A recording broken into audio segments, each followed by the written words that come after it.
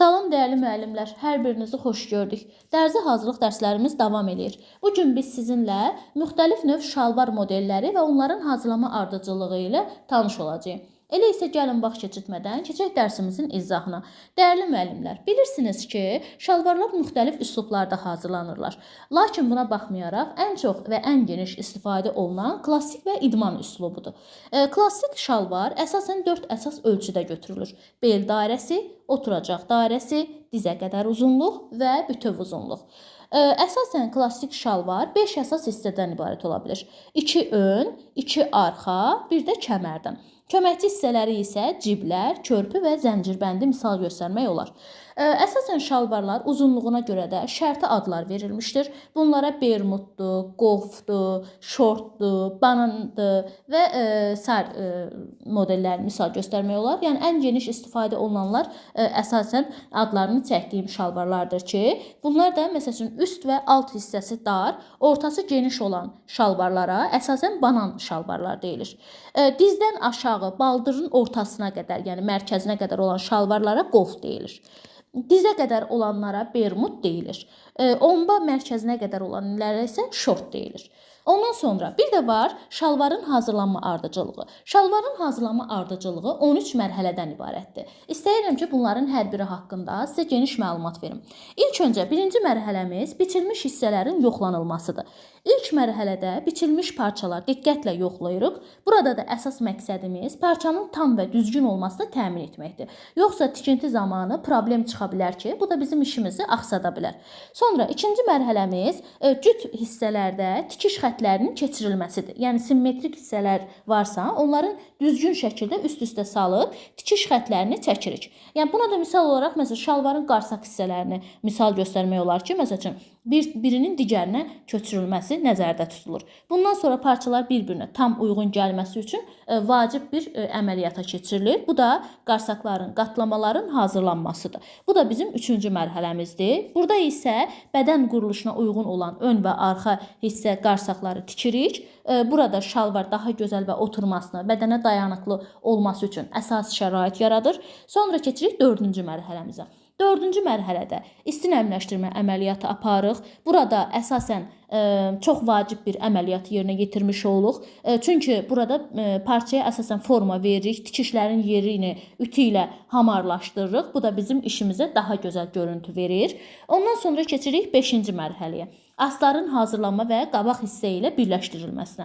Bu zamanda astar tikilir, şalvarın iç hissəsinə bərkidilir və şalvarlar həm rahatlıq verir, həm də estetik görünüş verir. Həm də bir növ şalvara dayanıqlıq verir. Bəzi parça modelləri var ki, müəllimlər, onlardan istifadə eləyəndə adətən bəlkə özünüz də rastlaşmısınız. Şalvarda oturub duranda diz qapağının izini saxlayır sanki. Bu da daha çox pambıq materialda olanla və yaxud da qarışığında daha çox pambıq material olan şalvarlarda daha çox rast gəlinir. Ona görə yəni bu mərhələnin aparılması daha vacibdir bizim üçün. Yəni astarlıq mütləq o həmin modellərdə salınmalıdır. Ondan sonra keçirik 6-cı mərhələyə. 6-cı mərhələdə də hissələrin kənarlarının hörmələnməsidir. Burada isə parçanın kənarlarını tikirik ki, sonradan sökülməsin. Yəni bir növ hörmələmə əməliyyatı aparılır. Ondan sonra keçirik 7-ci mərhələyə. Burada da ciblərin hazırlanmasıdır. Ciblər həm funksional, həm də dekorativ detal ola bilir. Bu mərhələdə də ön və ya yan ciblərin tikilib bərkidilməsi misal göstərilə bilər. Təbii ki, bu da astarlı ciblərdən istifadə olunur. Əsasən də klassik model şalvarlarda. Ondan sonra keçirik 8-ci mərhələyə. Burada da yan tikişlərin birləşdirilməsidir. Şalvarın ön və arxa hissələri yanlardan tikilir. Artıq şalvarın forması daha aydın görünməyə başlayır. Yəni demək olar ilkin olaraq bir prosesi yerinə yetirmiş oluruq. Sonra keçirik 9-cu mərhələyə. Burada da bağlama yerinin hazırlanmasıdır. Təbii ki, burada moloniya zəncirbandindən və yaxud da ki, düymədən istifadə eləyirik. Bəzən yəni ikisindən də istifadə eləyə bilirik. Bundan sonra deməli zəncirbənd və düymə üçün xüsusi yerlər hazırlanır və onun üzərinə tikilir. Sonra geyinmək rahat olsun deyə bu mərhələdə yəni əsas vacib mərhələ sayılır. Çünki yəni geyimdə bizim bağlama növümüz bizim geyimdə bədənimizə oturulması üçün əsas funksional özəlliyi daşıyır.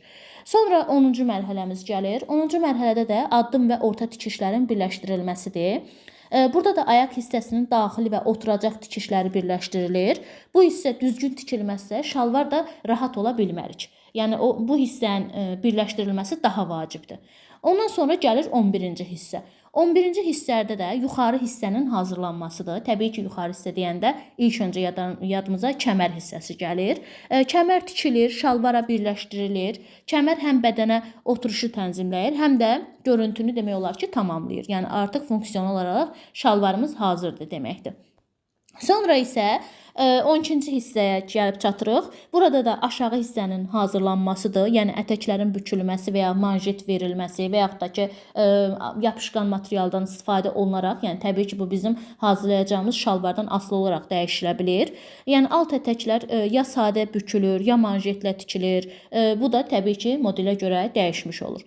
Və gəlib çatdıq sonuncu mərhələmizə. Sonuncu mərhələmiz də son tamamlama işləridir. Burada da ütüləmə, yoxlama, bəzək tikişləri yerinə yetirilir və nəhayət ki, şalvarımız son dəfə ütüləyirik və yerini yoxlayırıq. İstəsək bəzək tikişlərini ilə də tamamlaya bilərik. Bundan sonra isə artıq şalvarımız demək olar ki, istehsalat üçün tam hazırlanmış bir formadadır. Təbii ki, orada mən indi sizə sadəcə nəzəri dildə başa salmağa çalışdım. Təbii ki, biz onlayn formada şalvar tikib biçə bilmərik. Amma yəni əgər istəsəniz sizə şalvarın hər hansısa bir hazırlanma formasını videosunda atıb daha aydın başa düşəsiniz deyə. Yəni tövsiyə edə bilərəm ki, bu videodan daha yaxşı başa düşə bilərsiniz. Mən hal-hazırda sizə izah elədiyim hissələr.